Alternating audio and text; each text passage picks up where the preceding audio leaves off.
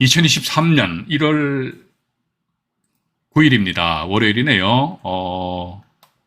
2기 생생경매 제 34강입니다. 오늘 아마 보니까 전세권 같아요. 전세권, 그죠? 전세권과 임차권 해가 전세권인데, 우리 전세권도 우리 1편에서, 우리 이건 제 전세권 2편이거든요. 이제 생생경매 2편의 실전 파트인데, 1편에서 아마 제가 전세권에 대해서 이제 언급을 좀 해드렸던 것 같습니다. 그러니까 우리가 이렇게 생각합시다. 보니까 제가 사실은 이런 영상물을 제작함에 있어가지고 상가 건물 임대차 보호법에 대해서는 별로 크게 언급을 안 했잖아요. 그죠? 예. 그러다 보니까 이제, 이제 방송 없는 날 기준해가지고 저도 유튜브 상에서 다른 선생님들이 방송한 거 있잖아요. 그거 저 봅니다. 한태환의 재미있는 경매 이야기님 그 채널도 봐요, 제가. 다 봅니다. 다 보고 하는데, 특히 이제 이번에 상인법 해가지고, 상인법. 예. 제가 이제 누가 저한테 질문합니다. 상가 건물 임대차 보호법에 의해서 물어보시면, 그거 모법이 주임법이니까 그것에 따라서 하십시오 하고 제가 그냥 얼버무려 버렸어요. 그런데, 이번 방송 없는 날 기준해가지고, 다른 분들이 이 촬영한 내용을 쭉 읽어보니까, 우리가 안 그렇습니까? 법원경 투자한다 그러면요, 투자하는 그 부분에 대해서만 탁탁탁 집어서 들어가 버려야 돼. 얘네 막 그냥 자꾸 변죽들은 많이 울리더라고. 그래서 요 내용도 제가 아마, 상인법에 대해서 이제, 딴 거 있겠습니까? 이렇게 환산금 해가지고요, 상가 건물 임대차 보호법 같은 경우는, 보증금 플러스 월세 곱하기 100 이런 식으로 해서 환산금액을 산정해야 되거든요.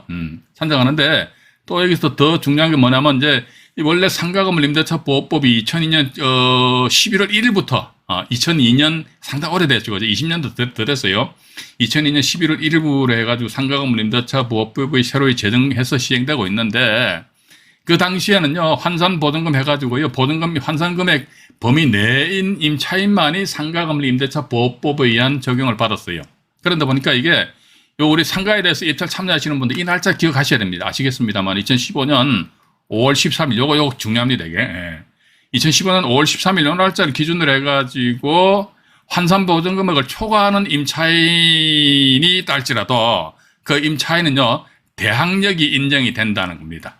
근데 보니까 영상물 다른 분들이 작성한 거 보니까 막 짜증나요. 심지어 어떤 법률 전문가분들이 촬영한 영상물 있잖아요. 그것도 보니까 괜히 변증만 많이 올리더라고. 그래서 저는 항상 그랬습니다. 저는 경매인이니까 경매인 입장에서 봐가지고 딱 봤을 적에 뭐가 필요하냐. 그것만 얘기하자 이거죠. 다른 건 변죽 자꾸 이제 이야기하지 말자 이거죠. 그래서 제가, 요것도 제가 나중에 한번, 정리를 해서 우리 시청자 여러분들에게 말씀을 드리도록 할게요. 그래서 일단 대항력이 인정된다. 대항력이 인정되면서 여기 보니까 계약갱신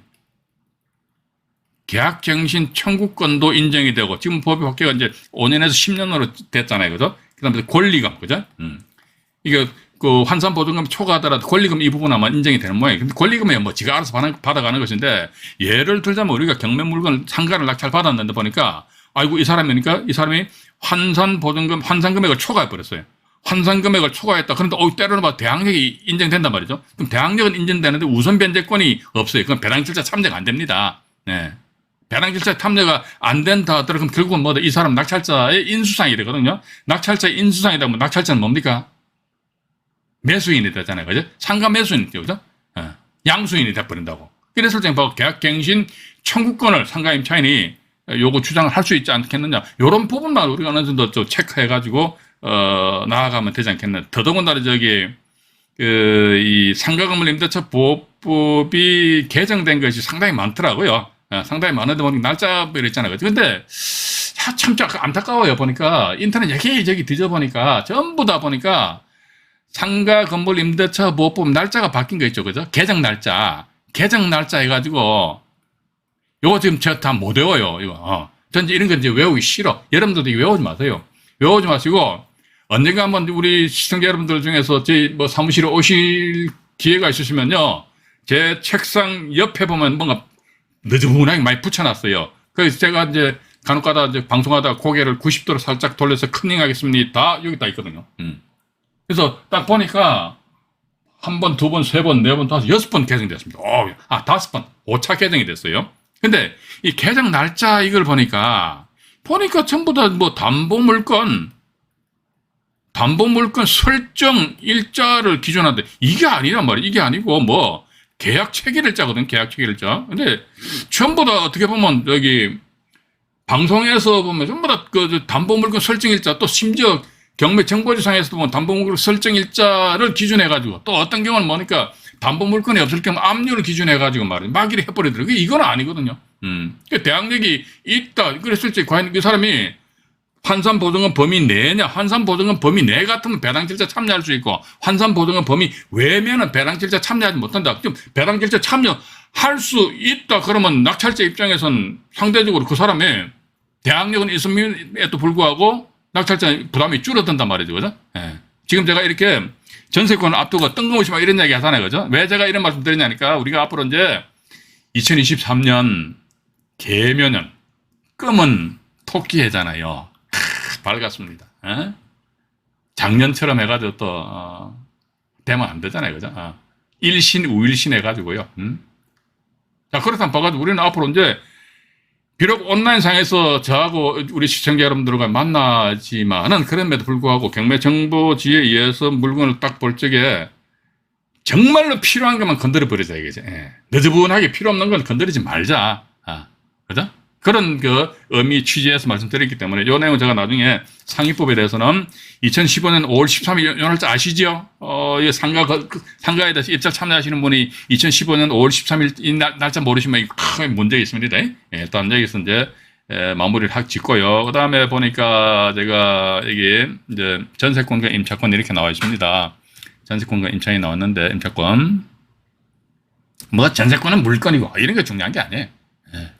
근데 그냥 막 안 써다니면 뭔가 밋밋해가지고 물건 적어놨어요. 그 전세금을 지급하고 이것도 중요한 게 아니에요. 제가 맨날 그런 중요한 게 아니라고 그러죠. 실제 중요한 게 아니라니까요. 우리는 뭐만 보면 되는데 뭐 등기부등본 떡 보자 이거지. 등기부등본 떡 봐가지고 아이고 이 전세권이 최선순위를 설정된다. 그것만 보자 이거지. 그러고 나서 두 번째 뭐다 전세권자 우리 이렇게 자 어떤 걸 보시냐니까 이게 이제 이걸 자꾸 이제 이렇게 경매정보지 보는 연습하는 겁니다. 우리가 이게 이 오프라인 온라인 상에서 이렇게 우리가 라이브 방송으로 강의를 들으시잖아요. 그죠? 강의 듣는 게 여러분들이 뭐 석사, 박사 논문 쓰시기 위한 게 아니잖아요. 그죠? 예. 어떻게 하면 내가 경매정보지를 딱 봐가지고 경매정보지 보면 여러 가지 어떤 내용들이 정보 내용들이 많이 있잖아요. 그걸 내 일일이 다 봐야 됩니까? 이거 깝깝해. 아닙니다. 딱 봐가 필요 없는 거 그냥 가차없이 그냥 버려버리고 나한테 진짜 필요한 건 뭐냐? 그거를 우리가 숙달돼서 아주 그냥 자연스럽게 하기 위한 과정으로서 이게 우리가 공부하는 거 아닙니까? 그죠? 예. 근데 그렇게 하기 위해서 뭐든 내 머릿속에 뭔가 어떤 기본적인 내용이 딱 세팅이 되어 있어야 된다고. 아무런 세팅이 안 돼 있어. 그럼 경매정보지 봐봤자 뭐 압니까? 맨날 제가 입버릇처럼 말씀드렸잖아요. 정초부터 이런 말씀 드려서 대단히 죄송합니다만 머릿속에 우동사리만 빡 들어있는 거예요. 우동사리만 들어있으면 뭐 나오겠어요? 안 나오지 봐가지고. 그러니까 일단 전세권 하니까 물건이다. 일단 그것은 다 아시고. 근데 이게 보니까 뭐 등기부등본이잖아. 등기부등본 봐가지고 전세권이 최선순위로 설정되었느냐 아니면 후순위로 설정되었느냐. 그죠? 그 후순위로 설정돼서 신경 꺼버려. 후순위는 우리는요 임차인도 후순위야.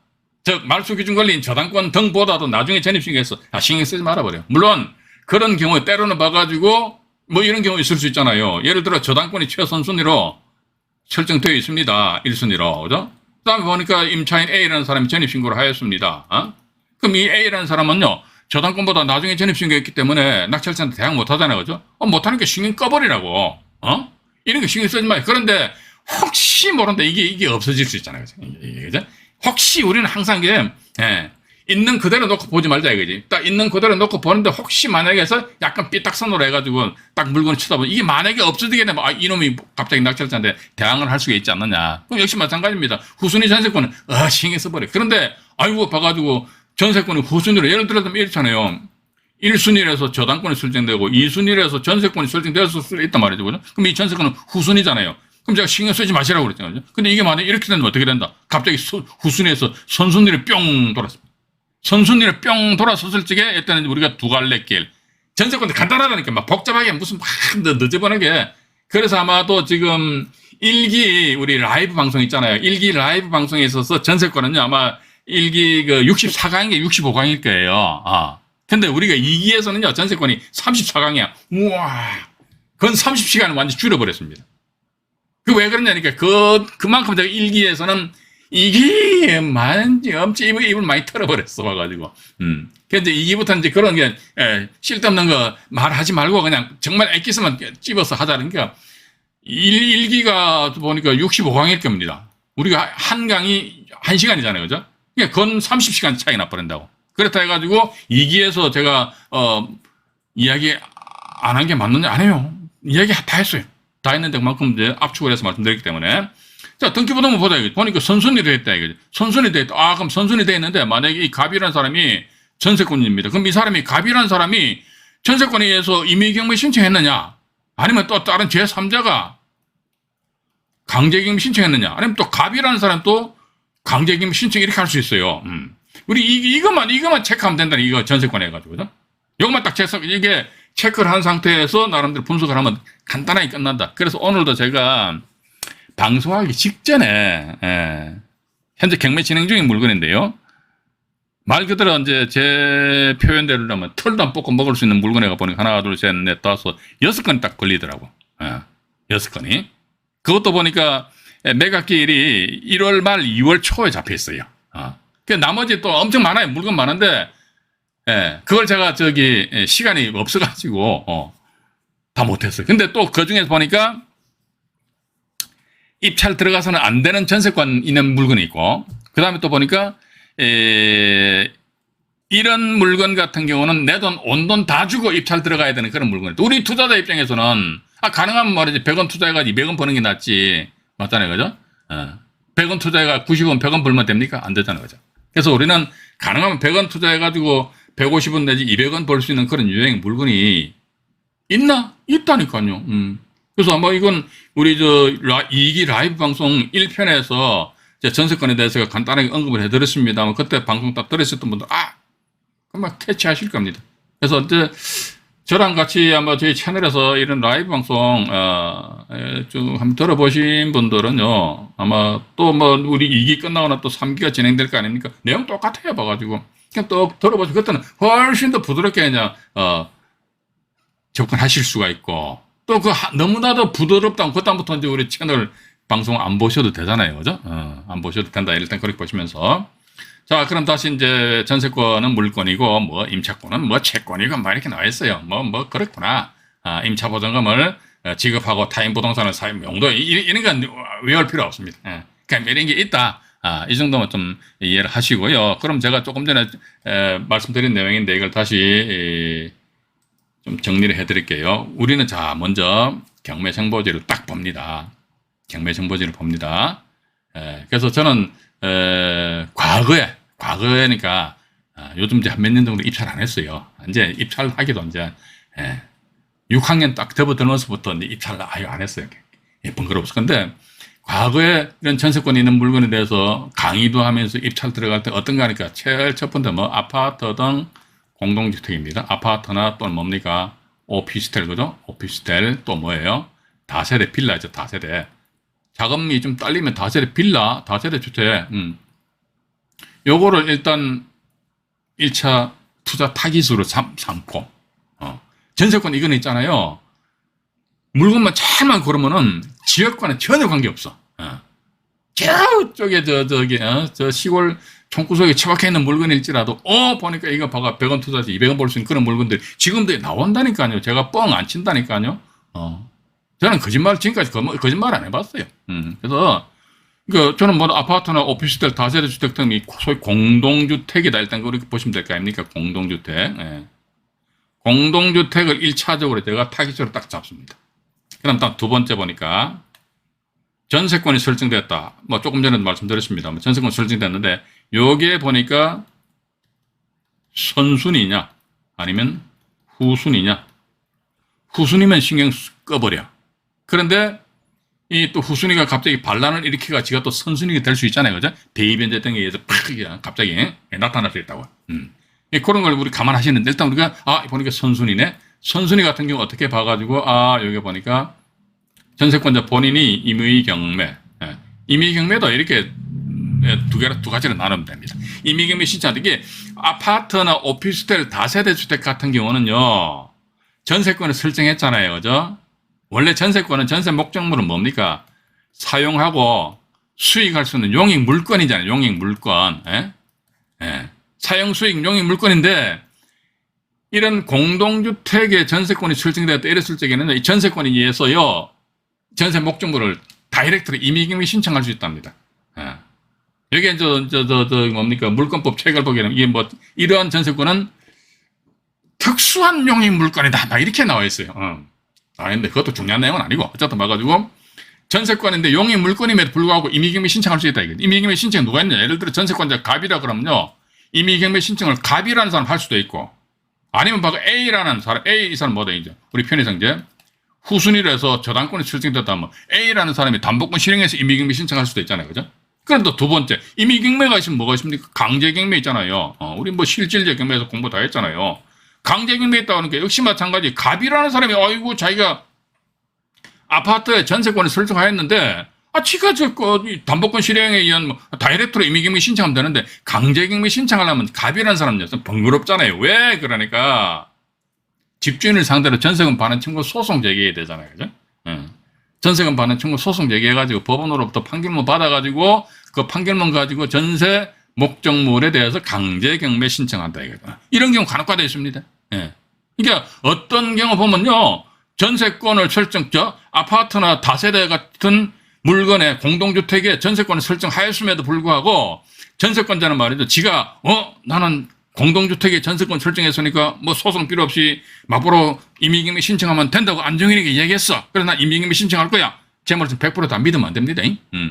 원칙은 임의경매 신청할 수 있다. 항상 원칙과 항상 예외가 있어요. 원칙은 임의경매 신청하면 된다 이거지. 그런데 예외적으로 봐가지고 이 사람 임의경매 신청하면 안 되는 그런 경우가 이제 간혹가다 있다는 겁니다. 어떤 경우니까 요거 예를 들어서 한번 말씀드려볼게요. 어떤 경우니까 예를 들자면요. 우리는 이제 지금부터 이런 물건을 골라야 돼. 최선순위에 법인이 말이죠. 전세권 설정했어요. 그러고 나서 법인이 이 사람이 전세권 설정했으니까 아파트니까 공동주택에 전세권 설정했다. 또 이제 이게 대법원 그 판결인가 보면요. 전유 부분에 설정된 전세권의 효력은 저 밑에 종된 권리인 대지권이 종된 권리랍니다.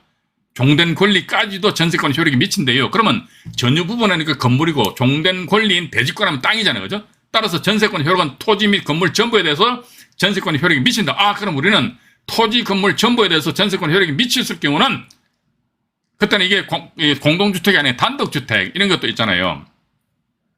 지상에 1층짜리 건물이 있는데 이게 갑이라는 사람이 땅과 건물에 대해서 전부에 대해서 전세권 설정했다. 이랬을 경우는요. 전세권에 의해서 다이렉트로 단독주택임에도 불구하고 임의경매 신청할 수 있습니다. 왜? 전세권의 효력이 토지 건물 전부에 대해서 미쳐버리기 때문에. 물 한 잔 마시겠습니다. K커피향님 들어오셨네요. 닉네임 참 좋습니다. 잠깐만요. 오늘 신년도 되고 했으니까 우리 채팅창을 보고 인사 말씀을 한번 드려볼게요. 무엇인가요? 곽충건님 1등으로 들어오셨네요. 반갑습니다. 장완송님, 나사랑님, 강성확님, 여운배님, 류병직님, 여운배님 감사합니다. 제 벽도부터 또 아메리카노 한 잔을 또 맛있게 먹도록 하겠습니다. 고맙습니다. 이양하님 감사합니다. 마마까꿍님, 시화호님, 다음에 고공샘 부동산 TV님, 임상훈님, 네 감사합니다. 맹자월님, 다음에 인생60님, 박황용님, 네, 자연이 좋아님 들어오셨네요. 감사합니다. 또 누구신가요? 허태고님, 네, 새해 복 많이 받으십시오. 리키님, 네 감사합니다. 허태고님 아까 말씀드렸고 박헌성님, 네. 빠삐형님 들어오시네요. 감사합니다. 아리수님, 스카이캐슬님, 그 다음에 우리 또 최선영님 들어오셨네요. 항상 감사합니다. 박대원님 들어오셨고요. 한태환의 재미있는 경매 이야기님도 들어오셨네요. 감사합니다. 비이맨님, 네, 감사합니다. 김종형님, 네, K커피향기님, 룰루랄라님, 할리호네님, 김혜진님, 홍대희님, 부부익선님, 그리고 또 누구신가요? 어호님, 그리고 또 알까기 대왕님 아까 말씀드렸나요? 그다음에 윤호리치님, 윤호리치님 오늘 저희 네이버 카페 회원 가입하셨죠? 반갑습니다. 그다음에 또 누구신가요? 그다음에 지광원, 우리 지셰퍼님 오랜만에 들어오셨네요. 새해 복 많이 받으세요. 네. 이런 뭡니까? 코로나 빨리 끝나야지 우리 시청자 여러분들하고 말이야. 예. 한잔 해야 되는데 말이지. 또 갑자기 중국발 그것 때문에 죽겠어요. 봐가지고, 그죠? 예. 이건 사실은 경매가 오프라인에서 만나서 이런저런 이박을 많이 해야 돼. 예. 또 누구신가요? 차도로님, 네, 감사합니다. 닉네임 차도, 이게, 저도 저기 유튜브 채널에 차도로 해가지고 격투기 그런 채널이 있거든요. 그거 제가 구독하고 있는데. 네, 감사합니다. 이동훈님, 네, 감사합니다. 어쨌든, 우리, 새해 2023년 첫 방송에 참여해주신 행복발전소님, 이제 지금 들으셨네. 감사합니다. 다들 대박 나시고 건강하시기 바라겠습니다. 이제 더 이상 채팅창 안 봅니다. 자, 이제 다시 방송으로 돌아왔습니다. 이번에 보니까, 이거죠. 요게 아까 말씀드렸잖아요. 그죠? 단독주택임에도 불구하고 토지 건물 전부에 대해서 전세권을 설정하였다 하더라 이랬을 경우는요, 임의경매 신청이 된다는 겁니다. 자, 그런데 강제경매인데, 예를 들자면요, 법인이 갑이라자, 그죠? 갑인데 이 사람이 덜렁 임의경매 신청했다 이러면 안 돼요, 봐가지고. 이랬을 경우는요, 전세권 그대로 놔두고, 이 사람은요, 갑은 강제경매 신청해야 됩니다. 강제경매 신청, 왜냐면 좀 번거롭잖아요. 강제경매 신청하려면 집행권원이 있어야 되는데, 그 집행권은 뭐다? 법원으로부터 판결문 받아야 되거든요. 판결문 받으려면은 법인은 소유자를 상대로 해서 전세금 반환 청구 소송을 제기해야 된다고. 그래서 그 판결문 가지고 전세 목적물을 강제경매 신청해야 된다는 것이죠. 이렇게 해야지만 법인 입장에서는 보면은 자기네들 전세 금액에 대해서 전액 다 어느 정도 확보를 할 여지가 없잖아요. 있을 수 있는데. 근데 우리 투자자 입장에서는 거의 다 뭐 이 사람들이 강제경매가 아니고 이제 임의경매 신청한 그런 경우가 이제 많아요. 그렇죠. 오늘 지금 제가 임의경매 법인인데도 불구하고 임의경매 신청한 그 사례가 하나, 둘, 셋, 넷, 현재 5개 가지고 있다니까요. 현재 진행 중에 있는 물건이니까 이것도 이제 위치가 군산, 창원, 강릉, 울산, 순천 이렇게 돼 있어요. 이런 물건 주로 이제 서울 수도권에 잘 없고요. 지방에 많이 분포되어 있더라고요. 근데 지방에 분포되어 있어도 돈만 되면 입찰 들어가는 것이죠. 100원 투자해가지고 150원 번다는데 뭐 맞잖아요, 그죠? 그래서 이런 경우보다 임의경매, 우리 투자자 입장에서는 이제 임의경매 신청한 물건을 골라버리죠. 예. 또 하나 더 뭐냐면 또 이런 게 있습니다. 봐가지고 여기 보니까 이번에는 갑이 개인입니다. 이 사람이 전세권 설정했어요, 전세권. 근데 갑이 사람 덜렁해가지고 뭘 하였다 하더라, 이게 임의경매 신청했다. 뭐 할 수 있죠. 그런데 이 사람이 전입신고를 안 해버렸네, 세상에. 예, 전입신고, 그죠? 예. 임차인한테는 전입신고가 정말로 중요하다라는 그런 말씀 제가 다른 영상물에서도 말씀드린 것으로 기억이 납니다. 그죠? 진짜 중요한 게 전입신고거든요. 근데 이 사람이 뭘 믿고 말이지, 전입신고를 안 했는데, 어차피 전입신고 안 해버렸어요. 안 한 상태에서 덜렁 임의경매 신청해버렸네? 그럼 예를 들자면 이 사람 전세 보증금이 만약에 한 1억이다. 임의경매 신청했다니까, 막 어린한 사람이 예를 들자면 5천만 원에 낙찰받았다, 진짜 이거죠. 그럼 너 5천 먹고 떨어져. 나머지 5천은 어떻게 인수 안 해요? 인수 안 합니다. 네. 왜냐면 전세권에 의해서 임의경매 신청했건, 자, 보십시오. 전세권에 의한 임의경매죠, 그죠? 요 강제경매는 뭡니까? 판결문에 의한 강제경매잖아요. 그러니까 이게 이 사람들 법인이 말하는 전세권에 의한 임의경매예요. 그럼 전세권자가 임의경매 신청했다는 것을 배당 요구한 것으로 보고 이것은 뭐다? 민사집행법 91조 제4항 단서 조항에 의해서 전세권의 경매시 매각으로 확 죽어버려요. 민지법 91조 제4항 단서 조항에 해가지고, 그럼 전세권 죽어버려. 그래서, 갑이 이 사람이 을한테, 나 5천만 원 배당받고 나머지 5천만 원 을 당신이 나한테 줘야겠어. 그러면 을은 갑한테 이야기합니다. 여봐, 당신 전세권에서 경매 신청했지. 그래. 그럼 이제 전세권 죽지. 그래. 전입신고했어? 안 했어? 안 했어. 전입신고 안 했으니 이 사람 임차권 없잖아, 이 사람. 그죠? 임차권 없잖아. 그럼 내가 당신한테 5천만 원을 주고 싶어도 말이지. 내가, 줄 수 있는 그런 근거가 있냐고. 제가 이 이야기를 제가 다른 영상물에서 똑같이 이야기해놨어요. 그죠? 예. 내가 당신한테 5천만 원을 줘야 될 어떤 근거를 나한테 대봐라. 근거를 적법한 근거를 나한테 제시하면 나 지금 땡빛을 내서는 내가 당신한테 5천만 원 줄게. 없지? 없으면 못 주는 거야, 봐가지고. 나 주머니 돈 있는데, 이거 어쩌지? 매렁매렁 약 올려버리자, 이거지. 그죠? 예. 법인도 마찬가지. 그래서 우리 투자자 입장에서는요, 법인이 임의경비 신청, 이것도 역시 마찬가지. 법인 같은 경우도 중소기업 기본법에 의한 중소기업 같은 경우는요, 직원의 숙소로 사용하기 위해서는요, 이 법인임에도 불구하고 주택 임차인의 지위를 가집니다. 단 주택 임차인으로서의 대항 요건은 뭐다? 법인의 직원의 숙소를 사용한다고 그러니까 그 직원이 전입신고하면 됩니다. 임차주택에 전입신고를 하게 되면 그 다음 날부터 법인의 임차인으로서 대항력이 발생된다. 이게 주택임대차 보호법에 나와 있거든요. 근데 법인도 보니까 전입신고 없어. 개인은 보니까 뭘 믿고 했는지 몰라도 전입신고 안 했어. 없어. 어쨌든 우리는 전입신고입니다. 전입신고 없으면 좋아.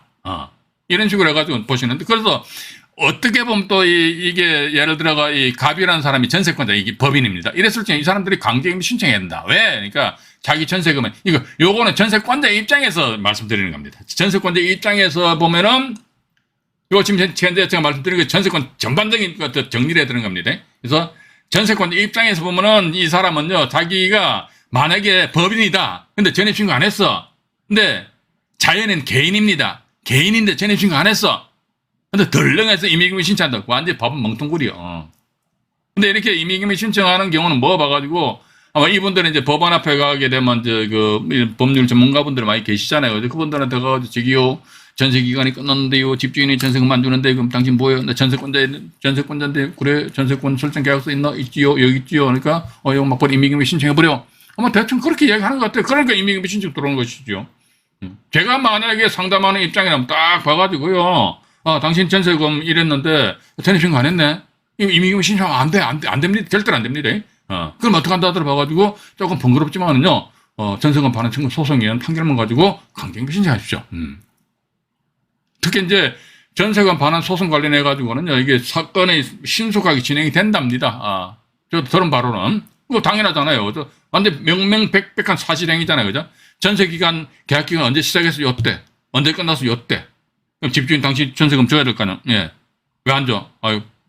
돈이 없는데. 일단 줘. 일 끝나버립니다. 그죠? 그럼 그런 식으로 해서 판결문을 덕해가지고 다이렉트로 강제임금 신청을 한 그런 물건을 우리 투자자 입장에서는 조금 제껴놓고. 그럼 우리 투자자 입장에서는 이게 어떻게 보면 이게 법원 경매가 보니까 손등과 손바닥 관계 같아. 예. 우리 투자자 입장에서는 여기에 손바닥이 좋은데 상대방 이제 전세권자 입장에 손등이 좋은 거야. 예. 왔다 갔다 하기 때문에. 그래서 그런 걸 전반적으로 우리 다 이제 좀 이해를 좀 하셔야 되지 않을까 하는 그런 생각 가지게 됩니다. 또 보니까 아니면 또 이번에 편의상 A라는 사람이 뭐 압류나 가압류권자단 말이죠. 그죠? 이런 사람들이 또 강제임금 신청할 수도 있고, 강제임금 신청했을 적에 선순위의 전세권이 있는데 이 사람이 배당 요구를 하였는지 안 했는지, 이 관계는 제가 나중에 실제 경매 진행 중인 사례 아니십니까? 경매 사례를 가지고 우리 시청자 여러분들에게 말씀을 드려보도록 하겠습니다. 일단 여기 34강 1부 방송은 여기서 마치기로 하고요. 그 다음에 화면 정리를 하고 나서 34강 2부 방송에서는요, 현재 경매 진행 중인 경매 전세권 사례였습니다. 그 사례를 시청자 여러분들에게 소개 말씀을 해드리도록 하겠습니다. 34강 1부 방송을 마치도록